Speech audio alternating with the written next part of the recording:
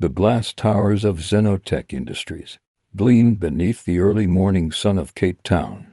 Employees hurried through the marble lobby, their shoes clicking sharply against the floor. In a corner, a man in faded overalls pushed a mop quietly across the tiles. His name was Emmanuel, a janitor to everyone who passed, invisible to most, polite to all. Every morning, he arrived before dawn and left long after the offices were empty. He greeted each worker with a nod, his voice soft, his posture humble. To many, he was just the cleaning guy, a man who smiled too easily and spoke too little. But beneath that quiet gaze was a mind sharper than anyone suspected. That same morning, Arthur Blake, the CEO, was pacing near the front desk, clutching his phone tightly. He was on a call with a German investor, Herr Kruger. And things weren't going well. Arthur's accent was thick, his words stumbling. The investor grew impatient. Then, from the distance, came a calm, fluent voice. "Amit, die Lieferung werden jetzt wohl eintreffen," Emmanuel said softly, his mop pausing mid-swipe. Arthur turned, stunned.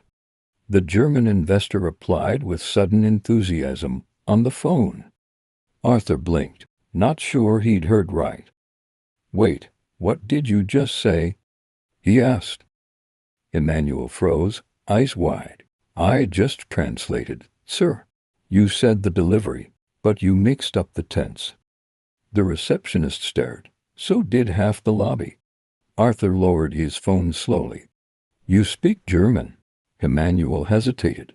"Yes, sir." Arthur tilted his head. "Any others?" A small, modest smile curved on Emmanuel's lips.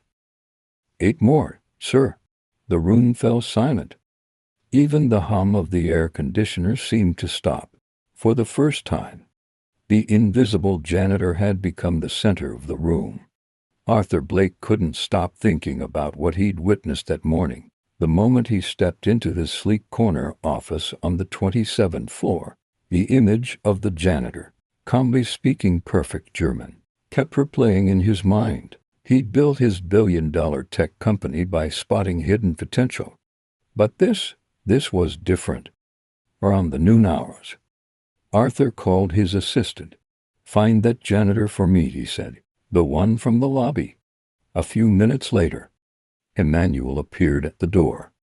His cleaning gloves still tucked into his belt, he stood with quiet composure, eyes down but shoulders steady. Arthur gestured to the seat across from his desk. "Emmanuel, right?" "Yes, sir. I want to understand something. You speak 9 languages."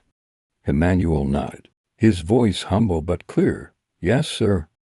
German, French, Spanish, Mandarin, Arabic, Swahili, Russian, Hindi, and Yoruba." Arthur leaned forward, intrigued. "That's remarkable. How does a janitor end up learning that many languages?" A faint sadness crossed Emmanuel's face. He looked out the window toward the distant mountains. "Life takes us places, some good, some not. I worked in many countries before I came here." Arthur tapped his pen, curious. "Doing what?" Emmanuel hesitated. "Trade, sir. Metals, mostly. Gold." Arthur's eyebrows rose. "Gold? You mean mining?" Emmanuel's lips curved in a nostalgic smile. "Not exactly. Buying, selling, negotiating deals in deserts, ports, and cities most people can't pronounce." The CEO was speechless.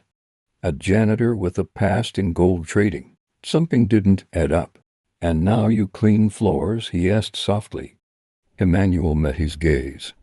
"Sometimes life teaches humility in strange ways. I lost everything once, sir, but I didn't lose what I learned." Arthur sat back, studying him. There was no arrogance in Emmanuel, only quiet strength.